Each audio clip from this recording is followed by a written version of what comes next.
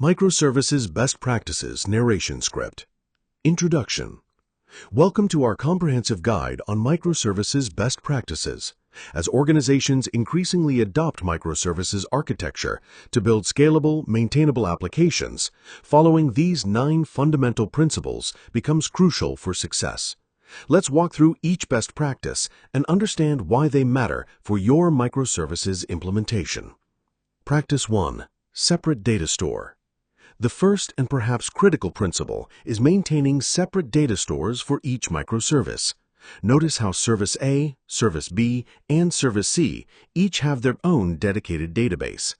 This isn't just about having different database instances, it's about true data isolation. Each service owns its data completely, preventing tight coupling between services that could compromise the entire system's flexibility. When services share databases, you create hidden dependencies that can bring down multiple services when changes occur. By separating data stores, you ensure that each service can evolve independently, choose the most appropriate database technology for its needs, and maintain clear boundaries of responsibility. Practice 2. Keep code at a similar level of maturity. The second principle focuses on maintaining consistent code maturity across your microservices. Here we see Service A at level 3, Service B at level 4, and Service C at level 3. This doesn't mean all services need identical code. Rather, they should be at comparable levels of testing, documentation, monitoring, and operational readiness. Having one service that's production ready while another is still in prototype mode creates operational complexity and increases the risk of system failures. Consistent maturity levels ensure your team can apply uniform deployment, monitoring, and maintenance practices across all services. Practice 3. Separate build for each microservice. The third practice emphasizes independent build processes. Each service, A, B, and C, should have its own build pipeline, represented by those gear icons. This separation is fundamental to microservices philosophy. Independent builds mean independent deployments, which means independent release cycles. Service A can deploy a critical bug fix without waiting for Service B to complete its feature development. This practice also enables teams to choose the most appropriate build tools, testing frameworks, and deployment strategies for each service's specific requirements. It's about maintaining the autonomy that makes microservices powerful. Practice 4. Single responsibility principle. The fourth principle brings us to the single responsibility concept. Each microservice should have one clear, well-defined purpose, just like the focus tools shown in this diagram. Analogy tone. Think of it like a Swiss Army knife versus specialized tools. While a Swiss Army knife can do many things adequately, a specialized screwdriver excels at one task. Microservices should be like that specialized screwdriver. When a service tries to handle multiple responsibilities, it becomes harder to maintain, test, and scale. It also makes the system more fragile. Changes to one responsibility can inadvertently affect others.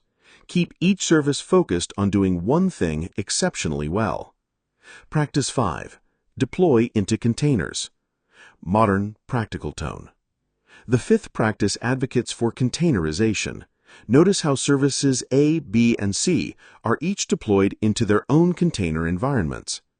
Containers provide consistency across development, testing, and production environments. They solve the "it works on my machine" problem by packaging the application with all its dependencies. Benefits tone. Containers also enable better resource utilization, faster startup times, and easier scaling. They're particularly valuable in microservices architectures, where you might have dozens or hundreds of services that need to be deployed and managed efficiently. This practice also supports the independence principle. Each service can be containerized with its specific runtime requirements without affecting other services. Architectural, strategic tone.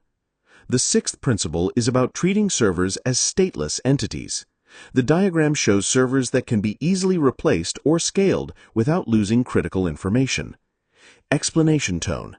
In a stateless architecture, servers don't store user sessions, temporary data, or any information that's needed beyond the current request. All persistent data lives in databases or external storage systems. This approach enables true horizontal scaling. You can add or remove server instances based on demand without worrying about losing state. It also improves resilience because if a server fails, requests can be seamlessly routed to other instances. Emphasis: stateless design is what makes cloud-native applications truly elastic and fault-tolerant. Strategic, conceptual tone. The seventh practice emphasizes domain-driven design, shown here as concentric circles representing different layers of your business domain. Thoughtful tone.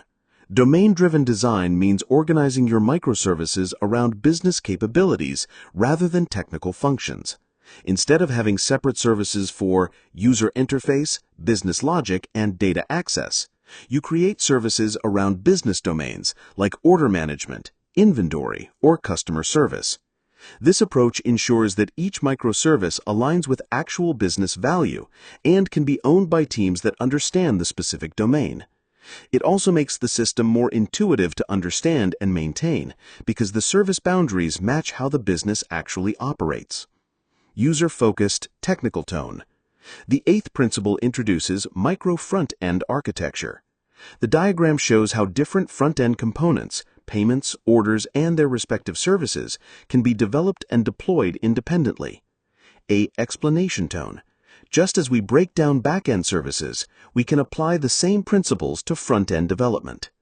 Different teams can own different parts of the user interface, using the technology stack that best fits their needs. This approach prevents the front end from becoming a monolithic bottleneck in an otherwise distributed system. Teams can deploy front-end changes independently, experiment with different technologies, and maintain clearer ownership boundaries. Modern context. This is particularly valuable in today's complex web applications, where different parts of the interface may have very different requirements and update cycles. Coordination, management tone. The final principle focuses on orchestration, how you coordinate and manage communication between your microservices. The diagram shows a master orchestrator managing multiple nodes. Strategic tone. As your microservices architecture grows, you need sophisticated orchestration to handle service discovery, load balancing, fault tolerance, and communication patterns. This might involve using service mesh technologies, API gateways, or container orchestration platforms like Kubernetes. The key is having a centralized way to manage the complexity that emerges when you have many independent services that need to work together. Emphasis: good orchestration makes the complex simple for both developers and operations teams, providing visibility and control over your distributed system.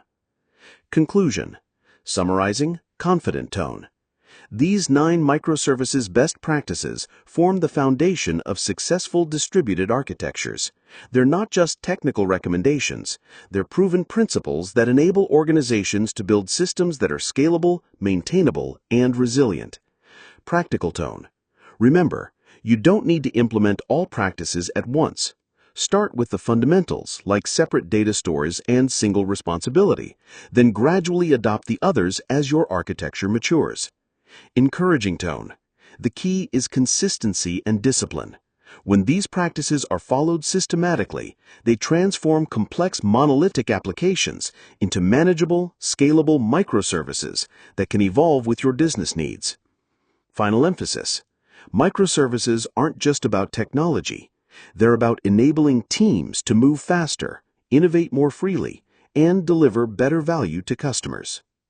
Thank you for joining us on this journey through microservices best practices. For more insights and detailed implementation guides, visit blog.bytebytego.com.